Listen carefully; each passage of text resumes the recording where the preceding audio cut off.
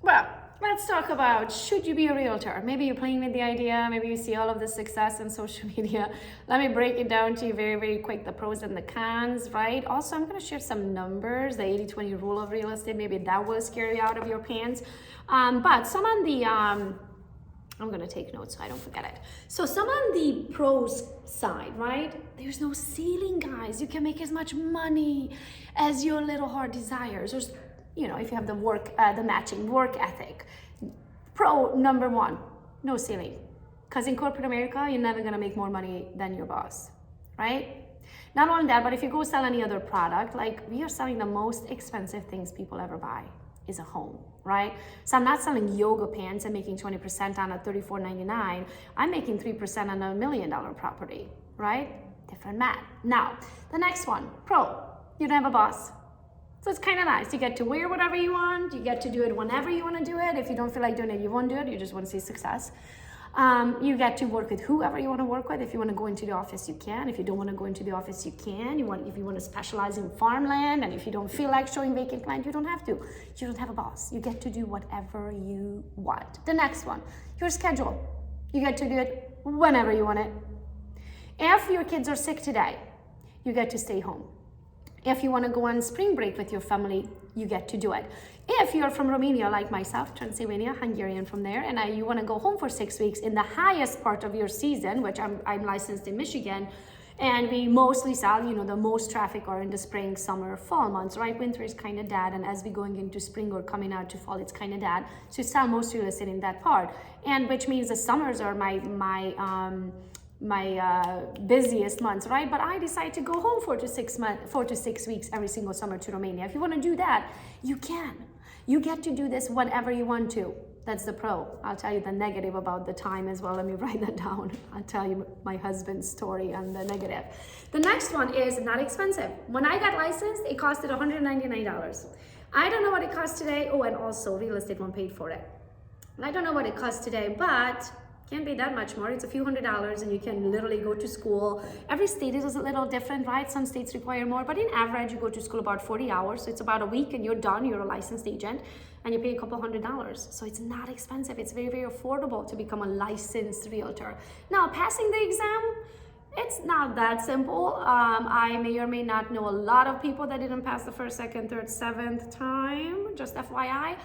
So if you are going to be one of those people that didn't pass the first couple of times, then, you won't be the first one. But just mind you, to put a little pressure under your tush, I passed the first time. Thank you so much. The next one that you want to consider is then you can do it anywhere. This is not tied to a location. Think about it. Do you know anyone who doesn't need a roof above their head? Yeah, me neither. Which means they could be in Alaska, you could be in Kentucky, you could be in Israel. It doesn't matter. Everybody has to live somewhere, so you can become a licensed realtors. So here are some of the pros that I was thinking, right? Here are some of the cons.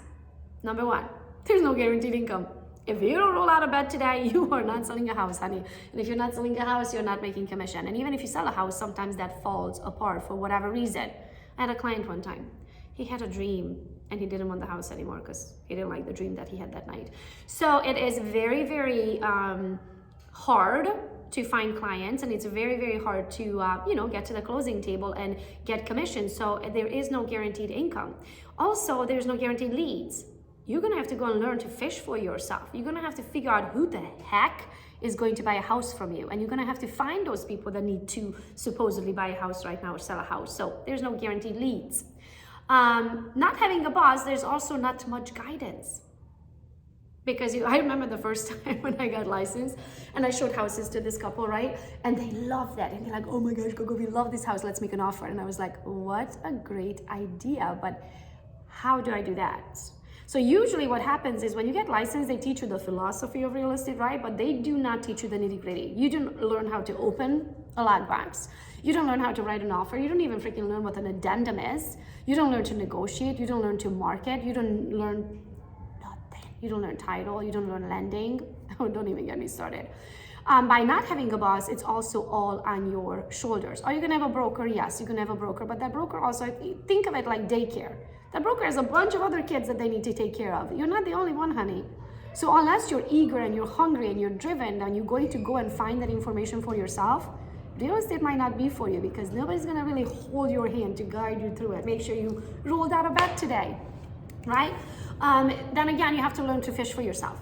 Those leads are not going to show up in your account. It's not easy. You have to be okay with asking for business. You have to be okay with calling your friends and be like, can I sell your house? Do you need to move by any chance? Of course, don't do it that way, but you know what I mean? You have to learn to put food on the table and fish for yourself. You have to have a backbone. If you're the kind of person that gets offended easily, go get another job. If you are the kind of person and if somebody says something and you're gonna start crying, you need to go get another job. You need to have thick skin. Think of it this way. When you're selling people's homes or helping them buy one, right? It's the most amount of money they will ever spend. So you will see someone's true colors come out when they see their bottom line. So if you are not okay with being the punching bag in the middle between buyers and sellers and all the parties that need to, figure out how to get to the closing table, then real estate is not for you, honey. Don't do it. It will chew you up and spit you out on any given Monday in the industry. It is cutthroat as something can be cutthroat. And I'm just being honest.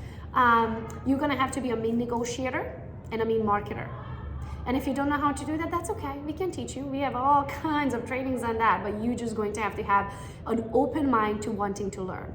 Not only that, but this industry changes so fast, guys. Think about it. I got licensed in 2011. Fast forward 11 years, 2022, when I'm shooting this video. If I made an offer the way I made an offer 11 years ago, if I marketed the way I marketed 11 years ago, if I negotiated the way I negotiated 11 years ago, let me tell you, I would not be in business. So if you are the type of person that has to be doing kind of the same thing every day with the same people, sitting at the same desk, doing in the same way, real estate is not for you. Just forget it. Bye, guys.